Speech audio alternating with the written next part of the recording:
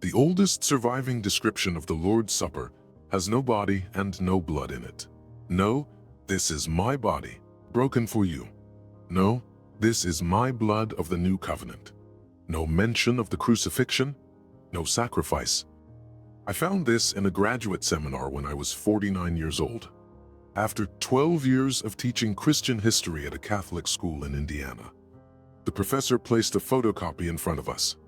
8 pages, stapled in the corner. The didache, she said, the teaching of the 12 apostles, written within living memory of the Last Supper. I flipped to chapter 9, the Eucharistic prayers.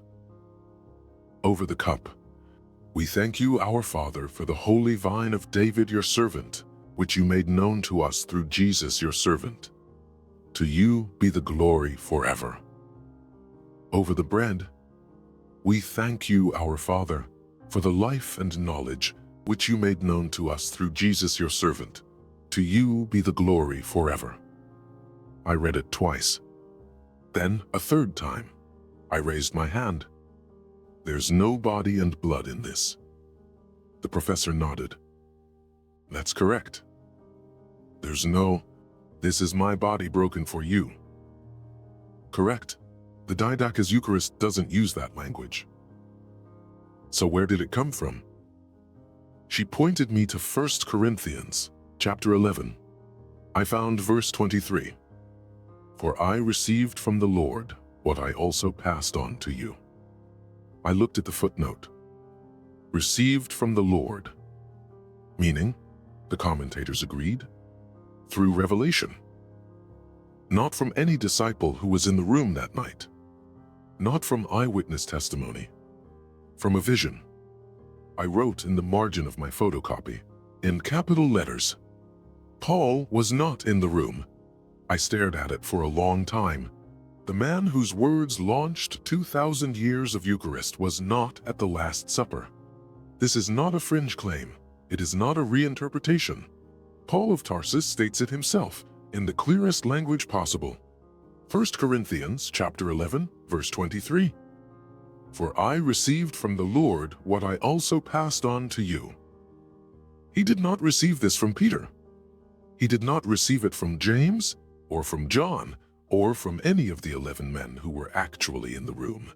He received it from the Lord, which in Paul's theology means through direct revelation. The same methodology he describes in Galatians chapter 1, verse 12. I received it not from any human source, nor was I taught it, but I received it through a revelation of Jesus Christ. Now consider the timeline. 1 Corinthians was written somewhere between 50 and 54 CE. Mark's Gospel was written approximately 68 to 70 CE. Luke, roughly 80 to 85 CE. Matthew, 80 to 90 CE. Paul's account of the Last Supper precedes the Gospels by 15 to 20 years. The Gospels did not hand Paul the words of institution. Paul handed the Gospels the words of institution. When I first read this, I had to put the book down, because the phrase every Catholic and Protestant repeats at every communion service, every week in every country on earth. This is my body, which is for you. Do this in remembrance of me. Those words were written down by a man who was not there, who never met Jesus in person, who explicitly says his source was a vision. And then the Gospels wrote the story of the Last Supper around Paul's Eucharistic theology, not the other way around. Bart Ehrman, a New Testament scholar at the University of North Carolina, has documented this reversal in detail. The command to repeat the ritual, do this in remembrance of me, appears only in Paul and in Luke. It is completely absent from Mark, the oldest gospel. The oldest gospel does not include the command to commemorate the meal at all. Let that settle. The ritual was institutionalized before the narrative was complete. The sacrament shaped the story, and the source of the sacrament was a vision. But before we go any further, I need to tell you what was actually on that table. Because once you know, the missing pieces become impossible to ignore. You have taken communion, perhaps many times, perhaps since childhood. the wafer placed on your tongue or in your palm, the small cup or the sip from a shared chalice, the words said over you, the body of Christ, the blood of Christ. And something in you always received it as the center of the faith, the thing Jesus asked you to do to remember him. You did not know that the oldest surviving description of this meal contains no mention of body or blood at all.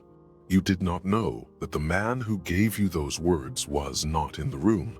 You did not know that what was on the table was a full Passover feast that lasted 3 to 4 hours, with lamb, with bitter herbs, with unleavened bread that bore no resemblance to the wafer placed in your hand, with the sound of psalms rising from every window in Jerusalem that same night. And you did not know that the element Paul himself calls our Passover lamb, the element that makes the entire theological architecture of the Last Supper coherent, was not on the table when you received communion, was never put there, was quietly set aside at some point between Paul's vision and Rome's sacrament, without explanation, without ceremony, without anyone naming what had been lost. You've been reenacting a meal your whole life, and nobody told you what was actually served. In 2016, 2 Italian archaeologists did something that hadn't been done with this level of rigor before. Generoso, Urciuoli, and Marta Berogno sat down with the 4 Gospels, first-century Jewish texts, Roman sources, and excavation data from first-century Jerusalem, and reconstructed the actual menu of the Last Supper. What they found had nothing to do with Da Vinci's painting. The first and central dish was roasted lamb, not optional, not symbolic. For a first-century Galilean Jew celebrating Passover, lamb was the meal. In Exodus 12, it was the blood of the Passover lamb on the doorposts of Israel that caused the angel of death to pass over. The lamb was not a side dish, it was the reason the table existed. Alongside the lamb, matzah, unleavened flatbread, hard and dry, made in haste, in memory of the Israelites who had no time to leaven their bread before they fled Egypt. Not a loaf, not soft, nothing like the communion wafer, which is a post-Roman liturgical invention. Nothing like the long leavened bread draped across Da Vinci's table. Bitter herbs, maror, a paste made from bitter vegetables, eaten to recall the bitterness of slavery. Charoset, a thick sweet paste of dates, figs, dried fruit, nuts, and wine, representing the mortar the Israelite slaves used to build Egyptian cities. A slow-cooked bean stew, olives with hyssop, fish sauce, garum, the Roman condiment used across Galilee the way we'd use salt today, and wine. 4 cups, not 1. Heavily diluted, 3 parts water to 1 part wine in the standard mixture, sometimes 2 to 1. Aromatized and spiced. Nothing like the undiluted wine in a European chalice. The table was not a brief ceremony. It was a meal that lasted hours. 3? Probably 4. In the Roman reclining style, triclinium, on floor cushions, low to the ground. Not chairs, not upright. All 4 Gospels use the Greek word anakeimai, reclining, to describe the disciples at that meal. Da Vinci has them upright at a European banquet table. The actual meal had them on the floor. That is what was in the room. That is what became a wafer and a sip. And now I need to show you exactly how that happened. Because the bread is the first piece of the story that doesn't add up. This doesn't get nearly enough attention. When Jesus took bread at the Last Supper, the Greek word the Gospels use is artos. Artos means bread, yes. But during Passover, artos referred specifically to matzah, unleavened bread, the bread of affliction, hard, flat, made without yeast. When Jesus picked it up and said the blessing, he was performing the matzah, the Hebrew prayer said over bread at the beginning of every Jewish meal. Blessed are you, Lord our God, King of the universe, who brings forth bread from the earth. Every Jewish family in Jerusalem said those exact words that same night. Every table in the city, that same evening. The blessing was not dramatic. It was not a new invention. It was the most ordinary thing possible, the normal opening of a Jewish meal, said by every Jewish father and every Jewish leader from memory. What was different was what Jesus said next. Scholars of first-century Jewish liturgy confirm that the matzah was not a novel Eucharistic formula. It was the standard table prayer of a Jewish household.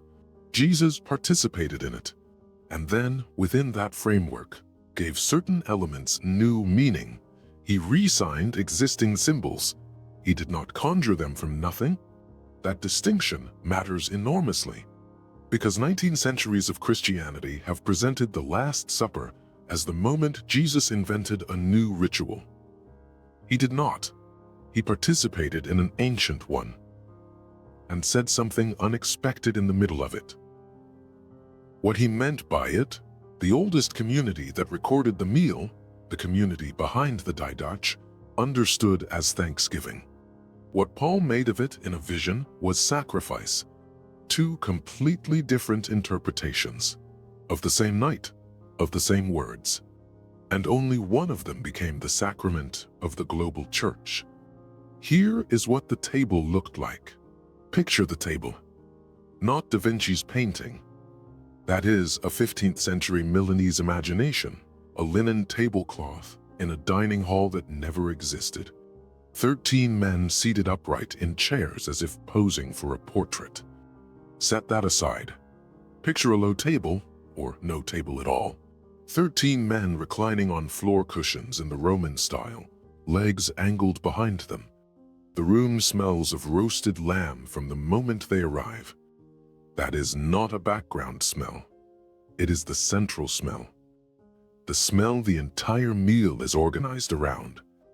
The bread in front of them is matzah. Not a loaf. Not soft, hard, flat crackers roughly passed hand to hand in the warm lamplight, made in memory of a people who had no time to let their bread rise before they ran.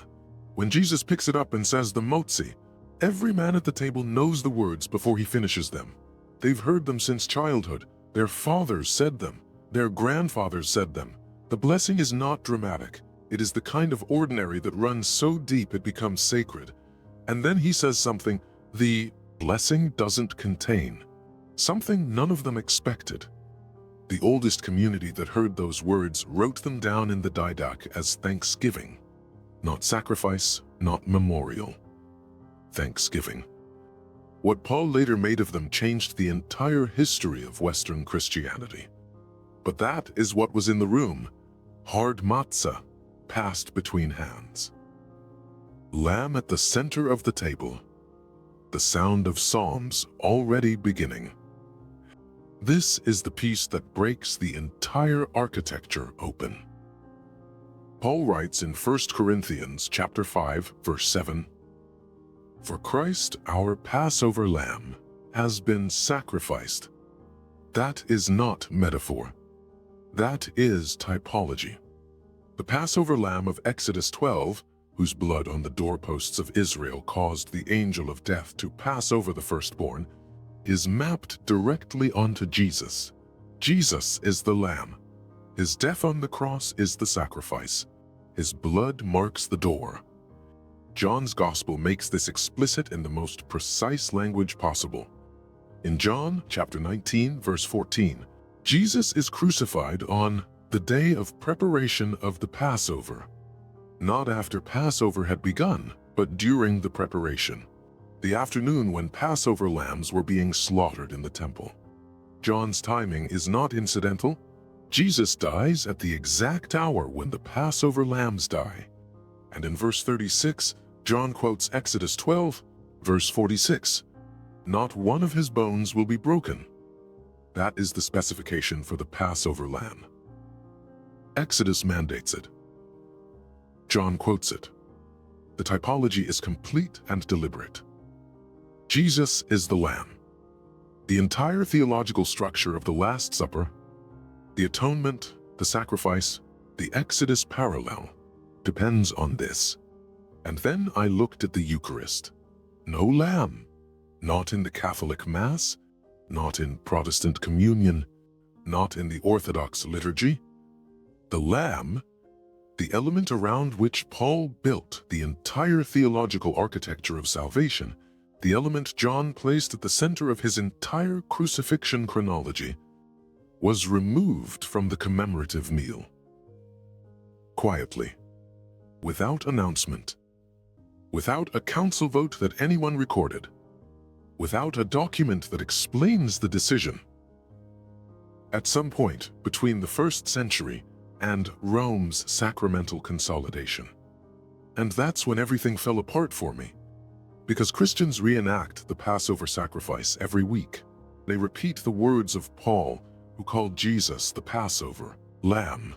They invoke the blood of the Passover lamb at every Eucharist, and they eat unleavened bread, or its liturgical descendant, and drink wine. The sacrifice is in the theology. The sacrifice is not on the table. The central element of the meal, the one that makes the typology coherent, is absent from the reenactment. And this went unnoticed, or unspoken, for 2,000 years. In 1873, a Greek scholar named Philotheos Bryennios was cataloging manuscripts at a monastery in Constantinople. He found a dusty codex that no one in the modern world had read in over 1,000 years. It was the Didache. 8 pages. Most scholars date it between 50 and 150 CE. Some place its earliest traditions within a generation of the Last Supper itself. It is, by most scholarly assessments, the oldest surviving manual of Christian practice, older than the completed Gospels in its earliest layers, contemporaneous with Paul's letters. And for 1,800 years, the Western Church practiced the Eucharist without ever seeing it, without ever knowing that the oldest surviving description of the Christian communal meal described something entirely different from what they were celebrating. Here is what the Didache says in chapters 9 and 10. Over the cup, chapter 9, verse 2. We thank you, our Father, for the holy vine of David your servant, which you made known to us through Jesus your servant. To you be the glory forever. Over the bread, chapter 9, verse 3. We thank you, our Father, for the life and knowledge which you made known to us through Jesus your servant. To you be the glory forever. That is the Eucharist of the earliest Christian community the Didache describes. No body broken for you, no blood of the new covenant. No, do this in remembrance of me. No reference to the crucifixion, no sacrifice, no death. The prayer is modeled directly on the Birkat Hamazon, the traditional Jewish Thanksgiving prayer said after meals.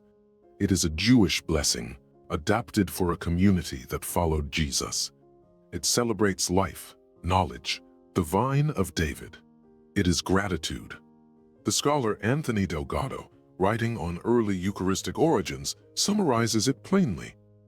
The cup and bread liturgy of the Didache does not mention Passover, the Last Supper, the death of Jesus, blood or body.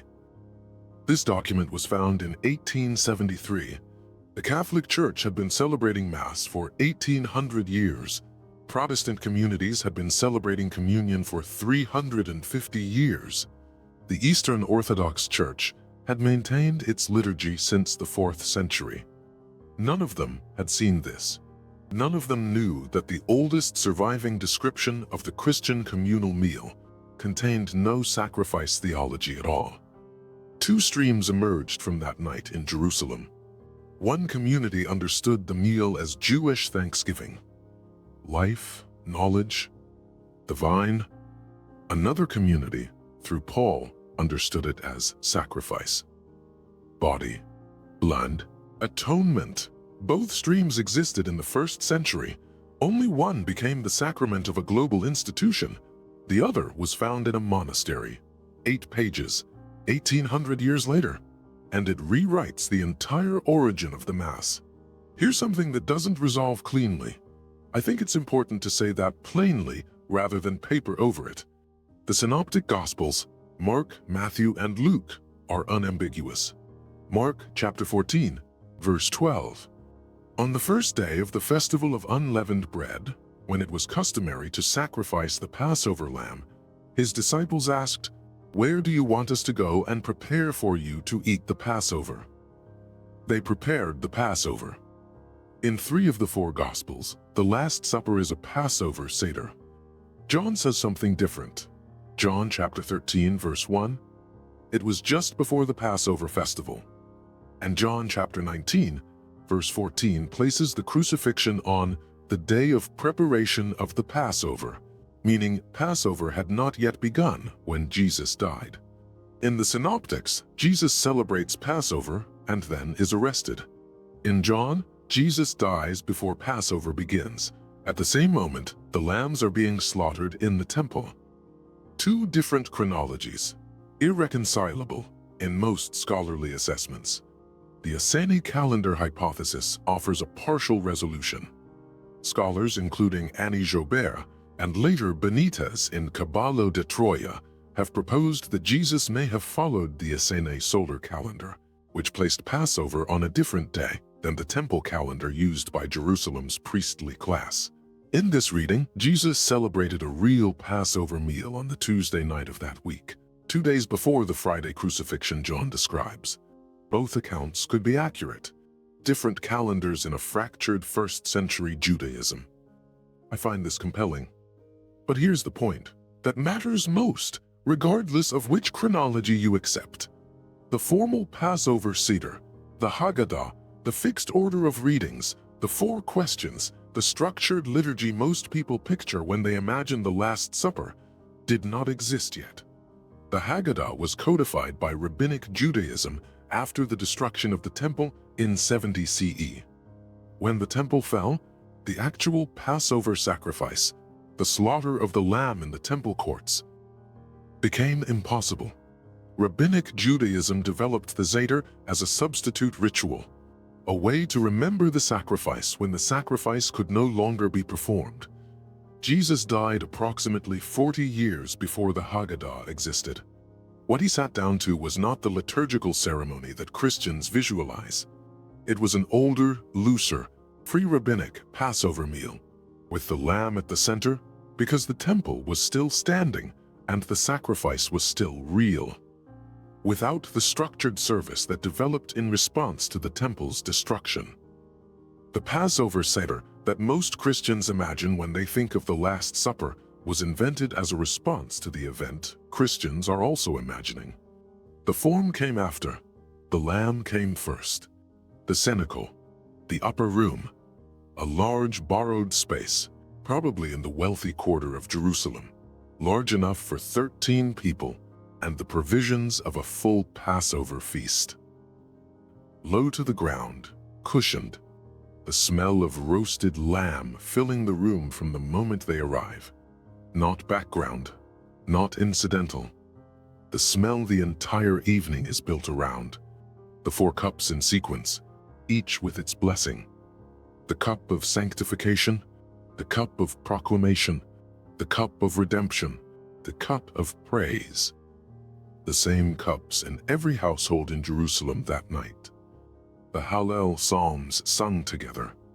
113, 114 in the first half, 115 through 118 after the meal. The singing rising from windows all across the city. Every house, that same night, that same sound. Bitter herbs that made the eyes water. Charoset that smelled of cinnamon and wine and spices. Unleavened bread passed hand to hand. A roasted lamb at the center of the table. A meal that lasted hours. And somewhere in the middle of it, a man said something about the matzah and something about the cup. He re-signed symbols that were already on every table in the city. He did not pause the Passover to invent a new religion. He did what Jewish teachers and prophets had always done. He gave the existing ritual new meaning through new words. What he meant by it, the oldest communities understood as thanksgiving. What Paul made of it in a vision roughly 20 years later was sacrifice. and those are two entirely different interpretations of the same night. What was in that room was a full-throated Jewish feast, hours long, with lamb, with song, with the particular joy of a people reenacting their liberation, with the smell of roasted meat and bitter herbs and the sweetness of charoset in the lamplight. What became the Mass, the wafer, the sip, the bell, the words of a man who was not there, was something else entirely. Benitez spent 40 years on this, not as a theologian, not as an academic, as an investigator who wanted to know what actually happened. In Caballo de Troia 2, the second book in the series, his narrator is physically present at the Last Supper. What Benitez describes is not an interpretation. It is a scene, the physical layout of the cenacle, the reclining positions, the dishes on the table, the smell of roasted lamb mixed with bitter herbs, and the thick sweetness of charoset, the sound of the Hallel Psalms in Aramaic, the 4 cups in order, the animated conversation between men who had no idea what was coming. Benitez's narrator does not see Jesus inventing a new religion. He sees Jesus re-signing existing Passover symbols deliberately within the context of the meal, in a way his disciples would immediately recognize as a reinterpretation of their liberation story. The bread of affliction given new meaning, the cup of redemption reinterpreted, and the lamb at the center of the table. Not incidental, not symbolic. The meal. In the years following the Caballo de Troia series, Benitez used a phrase to describe what happened to that meal over the centuries that followed. He called it the second crucifixion.